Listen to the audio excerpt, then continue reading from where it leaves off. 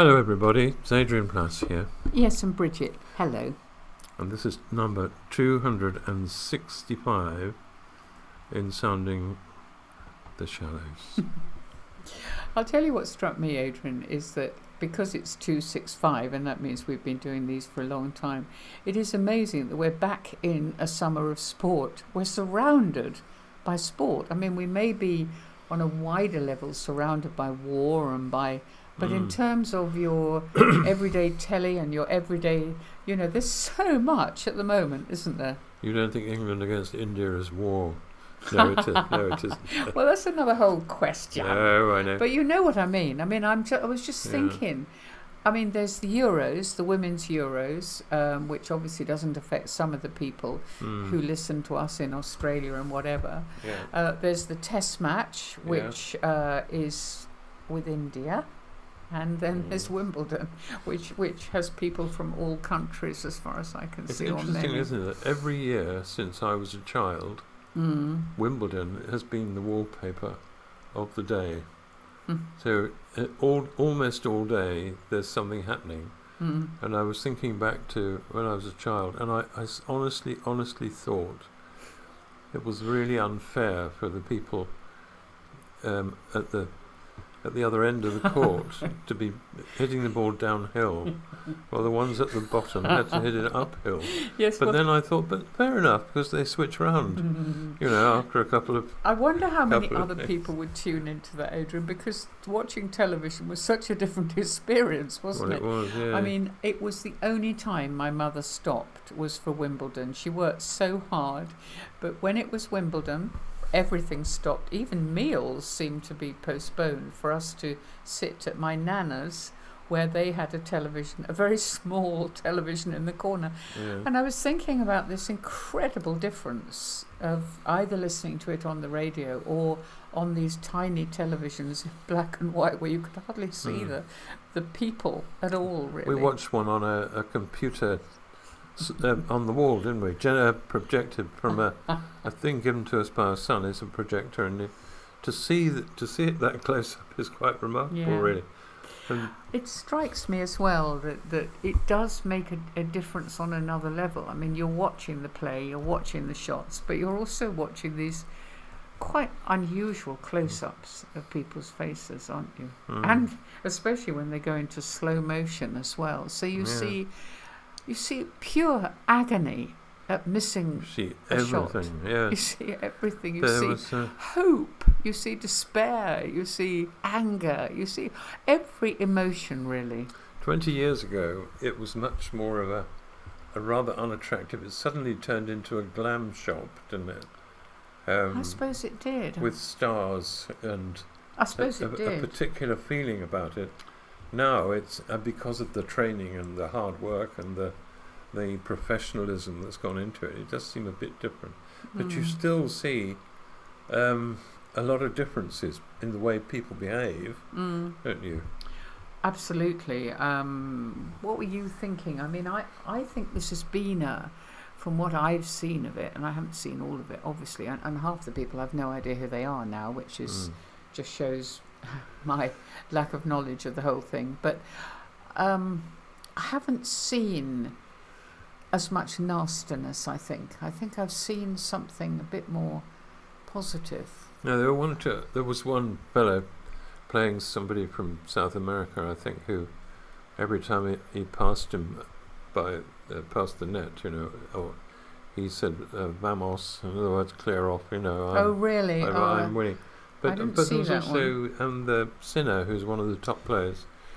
He was winning by default, wasn't he? Well, no, he was losing to Dimitrov. Yeah, he was losing. Yeah. And then Dimitrov had some horrible accident that I don't think I understand quite what it is. It's to do with his pectoral muscles, but really bad. And suddenly the game was not the most important thing, was it? And suddenly you saw something completely different. I mean, Sinner has obviously, as you say, gone through by default, and I don't think that's a great thing to be... I don't think he was very proud or happy with that, but it wasn't what it was about. No, I thought... It was the compassion of the moment. I thought, generally speaking, it's been quite warm, hasn't it? I mean, underneath it all, who knows what's going on with everything. But the opposite is in sharp contrast to that. I mean, there are comments and gestures and sulking and of course there are people going off to the toilet apparently because they need to, but who knows? Yes. I don't know. Yeah, there's some gameplay, of course there is, and also just your emotions are so heightened that you're bound to feel angry, and there's something to do with the electronic line calling that appears to be causing all sorts of problems. But I don't know whether all we're seeing in reality is the person behind the tennis racket. Yeah. You know, the people who actually are quite nice and people who actually... They're not. Well, maybe not, or maybe are just, it's winning is more important than anything. And of course you've got to allow this ridiculous amount of money as well. So it is complicated. But actually, I mean, it's always been like that. I mean, I can remember in the course of my life, I don't know if this is fair, but not a huge number of people who are made of generosity inside. There are quite a lot. But, and we've probably been very fortunate in meeting a few. Well, because we attract them, because we like them. Because we need them. No, I don't know. But I That's remember, not what I meant. No, I don't know. It isn't what you meant. There's one chap who both of us know, who in the time we've known him has never really had any money, or hardly any money, but he has an air of having something to give. It's.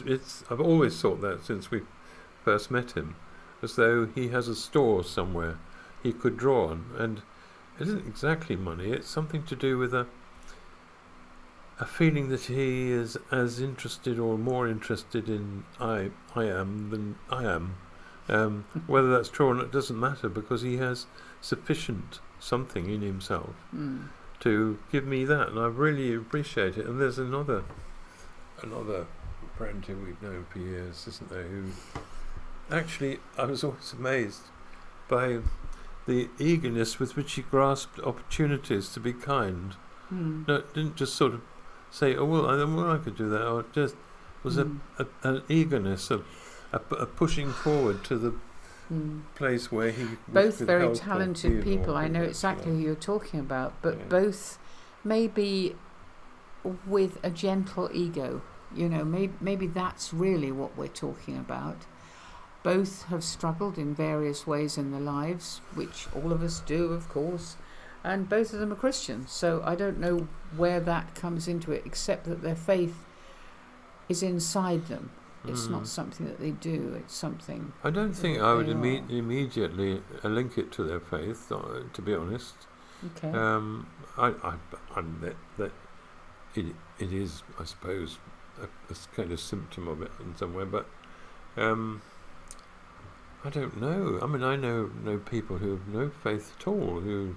Of course. Are exactly like that. But of course. What is it? I mean, is it because you're brought up to do that and feel like that? And why would you? I mean, if you talked about faith, the thing about loving your neighbour as yourself. When you actually meet people who seem to genuinely care more about other people than they do about themselves. I don't know whether that is a wonderful gift in their temperament, whether it's their, it's the whole, nurture, nature thing, whether they are naturally like that, whether they were brought up to be like it.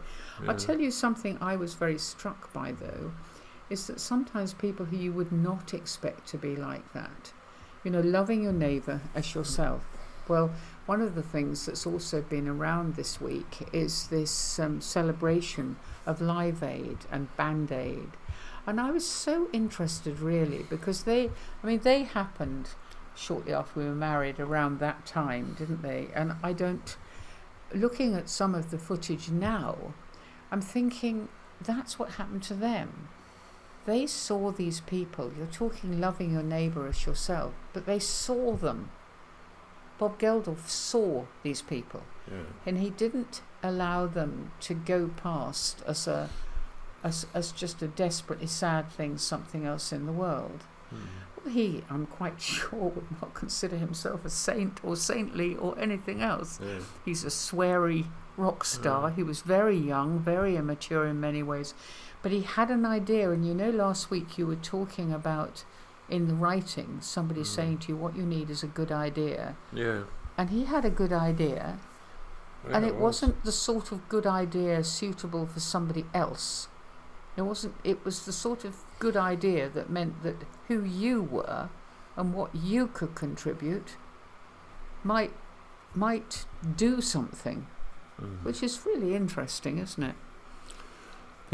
He was interviewed, wasn't he? Because it's the anniversary of this thing. What struck me about the way he was talking about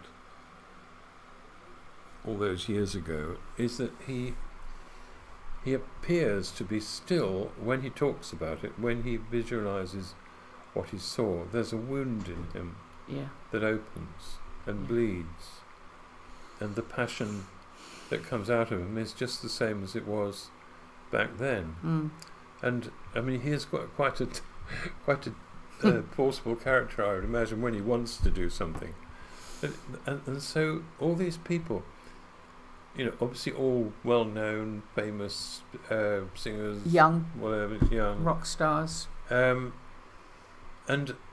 all of them, most of them leading quite a trivial sort of lifestyle, I would imagine. I don't know, but yeah, probably. But then someone comes along, he comes along with the influence he has, because he's who he is, and says, do you want to come and do this? Do you want to be in my gang? More or less. Do you want to be on my team? More or less, yeah. So does it matter if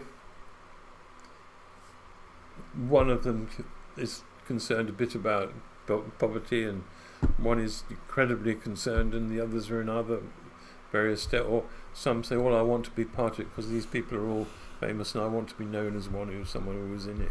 Because some people would say, wouldn't they, that they were young,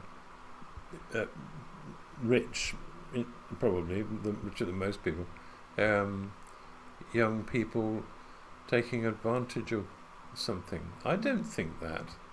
I mean, there might have been, but I'm glad they did. I mean, they just got caught up with something, and they had no idea how big it would be. They didn't.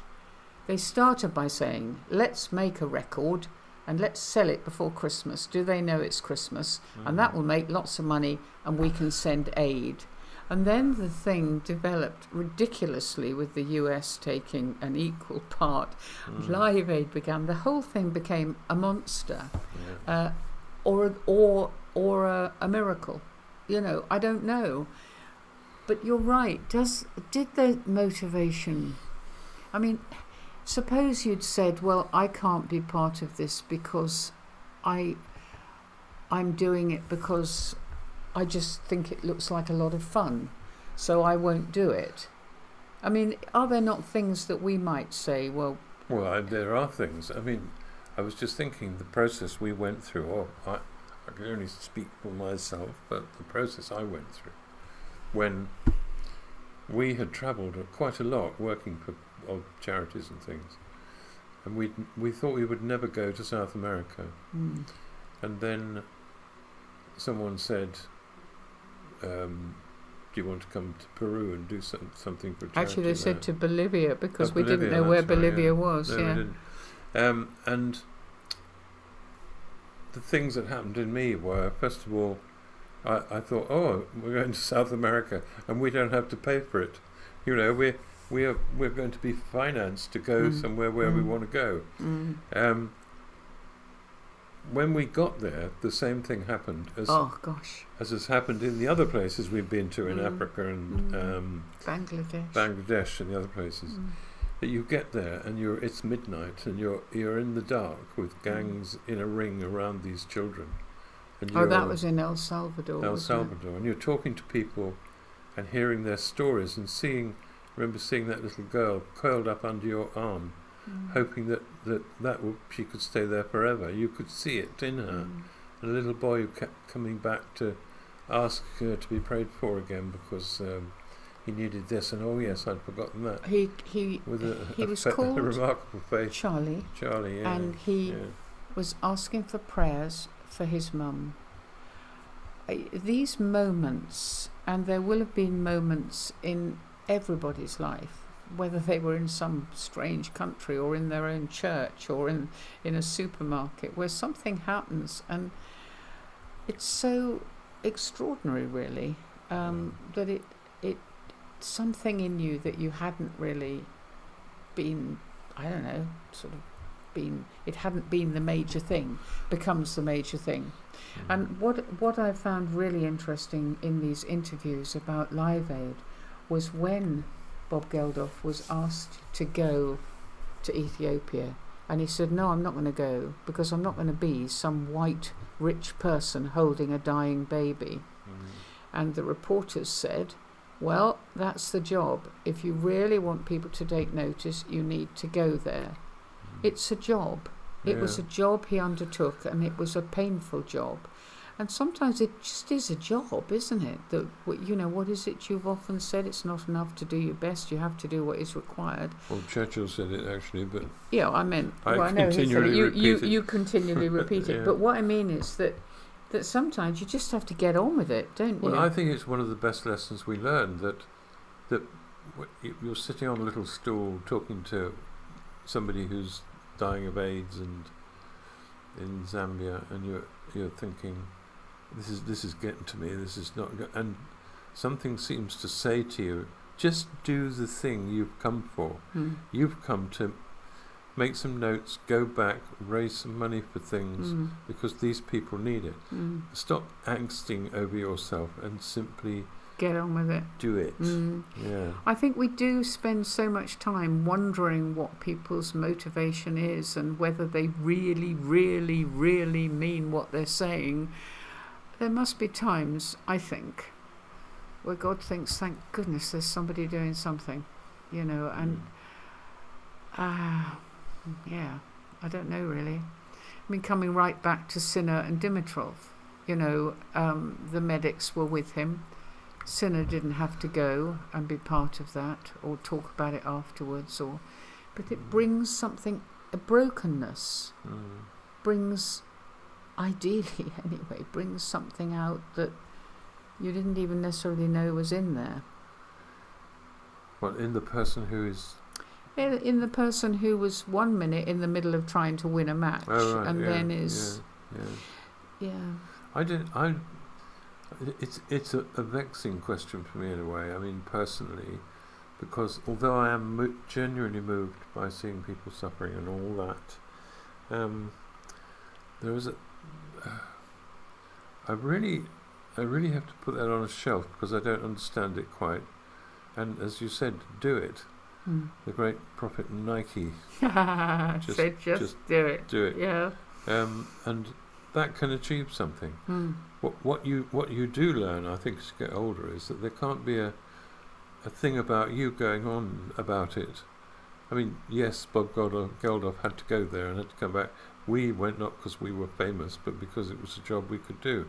Write stuff down, remember it, come back, present it, and get money and help people, which I enjoyed. But it really has been a task, and I'm really glad that we got there, because most of my life I've been so emotionally involved with all my own responses to things, which is a bit silly, really. Yeah, I mean, if you go right back to the beginning of the spread of Christianity, it was a job to do, wasn't it? You know, and so much of what Paul wrote was the most important thing is like, you know, maybe he'd met the prophet Nike. Yeah. You know, the most important thing. You think thing it was him he met, not Jesus on the road to Damascus? No. It's Nike. No, but just do it. Just do it. Get on with it. Get on with the job, and maybe we just have to sometimes trust that the results.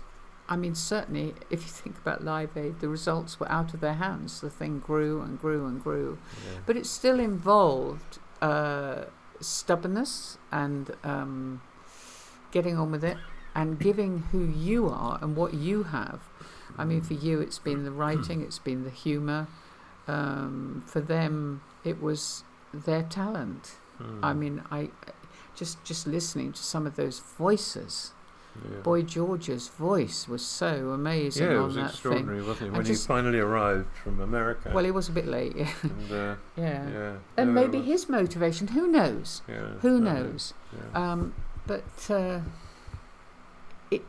it's amazing how the outside can suddenly get inside, and your neighbour becomes yourself, and you become your neighbour. So I think the overall reflection that, or I'm left with, if it's a reflection, is that applies to almost all relationships in the end. That if you have something, you give it. Yes. You don't angst over it. If it looks useful and you can give it, chuck it in. And that might be, and often is, simply sitting and listening to somebody, not telling them what your favourite thing is, or preaching to them, or trying to make them change their lives, but and not banging on about how useless you are. Just get on with the job. Yeah. Oh, I don't know. We'd love to hear from you if that's triggered off anything. I know there's quite a lot of opinion, for example, about Live Aid. There's probably quite a lot of opinion about the cricket, or about Wimbledon, or about the Euros, but we would love to hear from you. Just don't get too critical about the cricket, all right, because I like the cricket. Yeah, no, just tell us what you think. We'd always love to hear what you have to say. So, anyway, we'll see you next week. Bye-bye.